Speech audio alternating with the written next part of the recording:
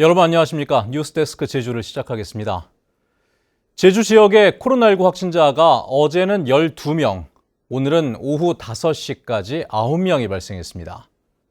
50명대에 육박하던 열흘 전에 비하면 감소 추세를 보이고 있는 건데요. 하지만 방역당국은 델타 변이 확산세가 여전해 아직 안심하기는 이르다며 철저한 방역 수칙 준수를 당부하고 있습니다. 박주영 기자의 보도입니다. 제주시 노래방에서 지인 모임과 PC방, 학원 등으로 번지며 대규모 N차 감염으로 확산된 제주 지역 코로나19.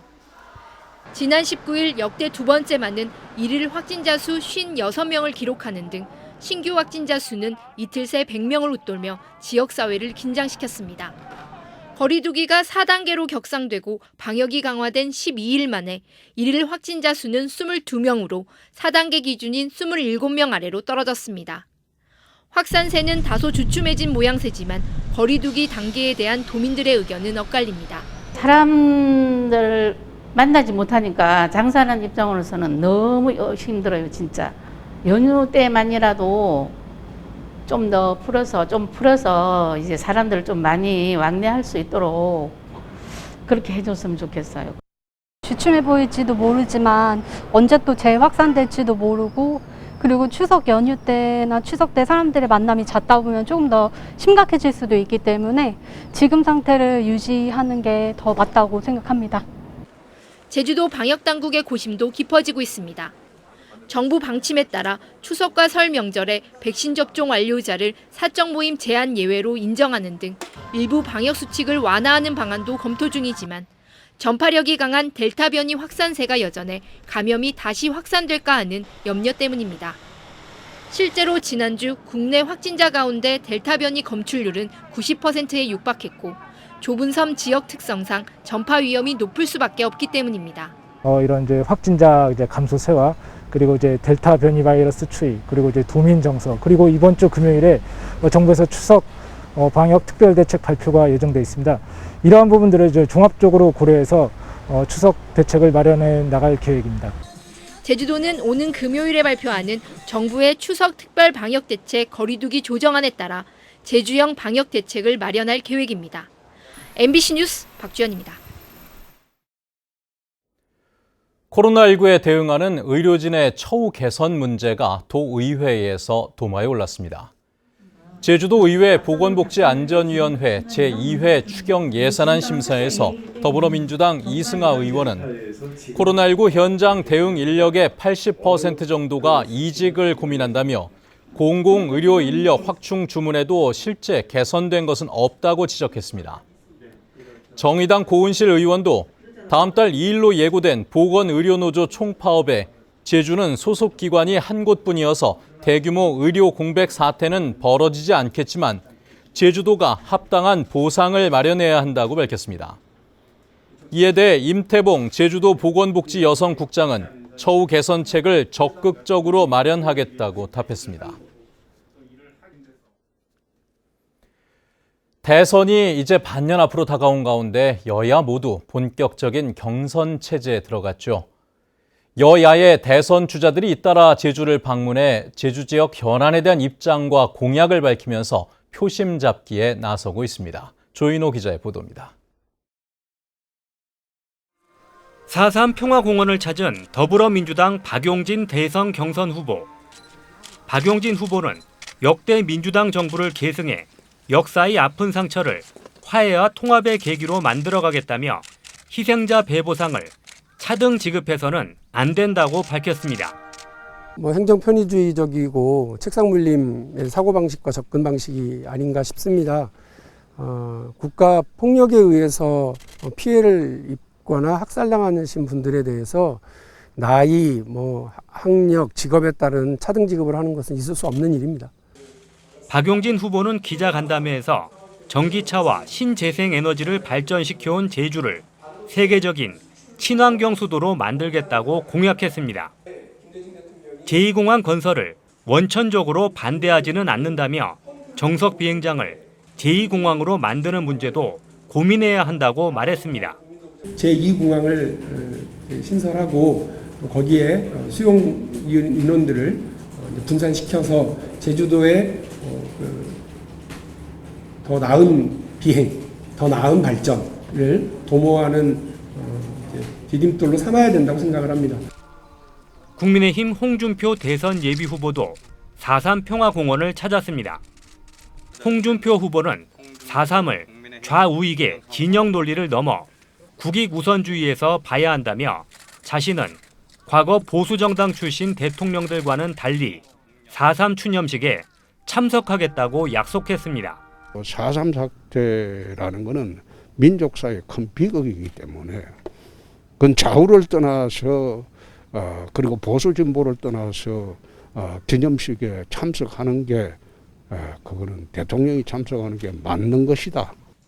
홍준표 후보는 기자간담회에서 제주를 내국인도 카지노를 출입할 수 있는 한국의 라스베가스로 만들겠다고 공약했습니다. 제2공항 건설 대신 제주공항 확장을 재검토하거나 정석 비행장을 제2공항으로 만들 수도 있다고 생각한다고 말했습니다. 제2공항 부지가 정말로 그쪽이 문제가 있다면 대안으로 제주공항을 확장하는 방안도 한번 다시 검토해 볼 수 있고. 여야 모두 경선 일정이 시작되면서 후보들의 제주 방문도 잇따를 것으로 보여 제주 현안들이 대선 공약에 어떻게 담길지 관심이 쏠리고 있습니다. MBC 뉴스 조은우입니다. 제주 4.3 유적지 정비 사업에 처음으로 정부의 특별교부세가 지원됩니다. 제주도는 4.3 유적지 정비 사업에 특별교부세를 신청해 중문 신사터 정비에 8억 원, 정방폭포 유적지 정비에 5억 원 등 13억 원을 받았다고 밝혔습니다. 제주도는 4.3 당시 주민들이 학살당한 장소인 중문 신사터에 역사 기념관을 조성하고 주민들이 토벌대에 끌려가 집단으로 총살당한 정방폭포 유적지에는 위령 공간을 조성할 계획입니다. 내년 6월에 실시될 지방선거를 앞두고 제주도 의회 의원 수를 현행 43명에서 46명으로 3명 늘리는 방안이 제시됐습니다.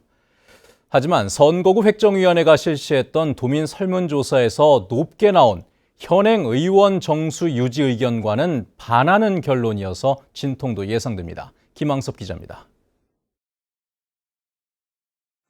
현재 제주 지역 도의원 정수는 지역구 의원 31명과 비례대표 의원 7명, 교육의원 5명을 더해 모두 43명. 선거구 획정위원회는 도의원 정수를 46명으로 3명 늘리는 방안을 제시했습니다. 인구가 가장 많은 선거구가 가장 적은 선거구의 3배가 넘어서는 안 된다는 헌법재판소 결정에 따라 선거구 사이 인구 편차 상한선을 넘는 제주시 아라동 선거구와 에어롭 선거구를 나눠 도의원 수를 2명 늘리고 비례대표 1명을 증원한다는 겁니다. 또 인구 증가에 따른 선거구 획정 문제를 반복하지 않기 위해 최소 인구수를 가진 읍면을 기준 선거구로 정하는 방안도 함께 제시했습니다. 어떤 형평성, 선거구 형평성 문제, 주민 주권의 신장이나 축소 문제가 있기 때문에, 축소되는 문제가 있기 때문에 합리적인 선에서 저희들이 새로운 제도 개선 공간을 마련하게 되는 것입니다. 하지만 선거구 획정위가 제시한 이번 공고안에 대해 도민 의견을 제대로 반영하지 못했다는 비판이 벌써부터 나오고 있습니다. 선거구 획정위가 실시한 도민 여론조사에서 도의원 정수가 많거나 적당하다는 의견이 80%가 넘었는데도 의원 정수를 늘리자는 결론을 제안했기 때문입니다. 특히 선거구 획정안 논의에서 교육의원 제도를 조정해야 한다는 의견이 가장 많았지만 이에 대한 내용은 제안에 전혀 포함되지 않았습니다. 국회에서 특별법 개정을 통해서 이 문제를 해결하려는 건데, 한편으로는 이것을 국회에 떠넘기는 무책임한 결론이다 생각하고 있습니다.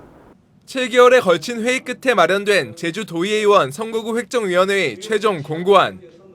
제주도는 이번 공고안을 바탕으로 제주특별법 개정을 위한 입법 절차를 진행하게 되지만 도의원 정수 증원에 대한 부정적인 여론이 많아 진통도 예상됩니다. MBC 뉴스 김항섭입니다. 고영권 제주도 정무부지사 내정자에 대한 인사청문회가 다음 달 15일에 열릴 전망입니다. 제주도는 구만섭 도지사 권한대행이 공석인 정무부지사에 고영권 전 정무부지사를 다시 지명함에 따라 고영권 내정자에 대한 인사청문 요청서를 제주도 의회에 제출했다고 밝혔습니다. 도의회는 20일 이내 인사청문 특별위원회를 꾸려 청문회를 열고 인사청문 경과보고서 채택 여부를 결정해야 합니다. 제주시 노영동 주민으로 구성된 노형 미리네 공원 폐기물 처리시설 설치 반대 대책위원회는 성명을 내고 제주시가 관련 부서와의 협의 없이 유해 물질 배출 우려가 있는 폐기물 처리시설에 건축 허가를 내줬다고 비판했습니다. 또 반대대책위는 예정 부지 옆에 LNG 정합시설이 있어 화재가 나면 대형 사고로 이어질 위험이 있다고도 주장했습니다. 이에 대해 사업자 측은 폐기물 분리와 선별 등의 작업을 실내에서 하고 야적장에 비가림 시설을 갖출 계획이어서 오염물질 배출 우려는 크지 않다고 밝혔습니다. 비자림로를 위한 시민 모임이 좌남수 제주도의회 의장에게 비자림로 확장공사 촉구 결의안 폐기를 요구하는 진정서를 전달했습니다. 이들은 결의안에 이름을 올린 도의원 26명은 제주 환경을 지키려는 시민들의 자발적인 활동을 분란과 갈등을 유발하는 조직적 활동으로 규정했다며 의회가 사과하고 해당 결의안을 의장 직권으로 상정 보류하라고 요구했습니다. 이에 대해 좌남수 의장은 결의안을 상정해 전체 의원들의 뜻을 물을 수밖에 없다며 진정서를 환경도시위원회에 전달해 결의안과 함께 심사할 수 있도록 하겠다고 밝혔습니다. 제주 동부경찰서는 지난 3월 초부터 최근까지 제주 도내 주택에서 자석을 부착한 마작을 이용해 사기 도박판을 벌여 피해자 3, 4명으로부터 1,500여만 원을 가로챈 혐의로 40대 중국인 여성 A씨와 중국인 남성 B씨를 검거하고 달아난 30대 중국인 C씨를 쫓고 있습니다. 경찰 조사 결과 이들은 양말 안쪽 발바닥에 자석을 넣은 뒤 자석이 붙은 마작패로 탁자 밑에서 유리한 패를 주고받는 수법으로 사기 도박판을 벌인 것으로 드러났습니다. 뉴스데스크 제주였습니다. 시청해주신 여러분 고맙습니다.